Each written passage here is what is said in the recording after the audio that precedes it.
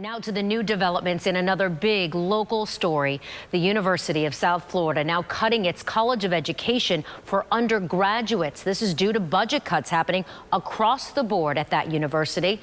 ABC Action News reporter Heather Lee showing us what students can expect who are enrolled right now and how the institution plans on serving future educators in the Bay Area.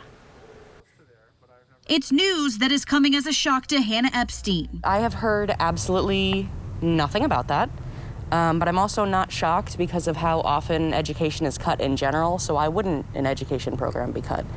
Funding-wise. She's a junior in the College of Education at USF and is now concerned how the decision to close the program for undergraduates will affect her and the more than 2,000 other students seeking their bachelor degree right now. It's worrying. According to Ralph Wilcox, the executive vice president and provost at USF, those students will not be impacted at all. The decision comes after the university was forced to cut nearly $37 million from its budget. $6.8 million of that is now coming from the Department of Education over the next 2 years. Who would have imagined a decade ago, when we had 5,117 students enrolled in the College of Education, that just last year that number would have diminished to 2,384, more than 50% reduction in student enrollment over that period of time. He says the majority of students enrolled are graduate students, which is why they're moving to a Master's of Arts in Teaching, which they say will give future educators a leg up in the real world. But it's still unclear when certain programs will begin to phase out. Quite when we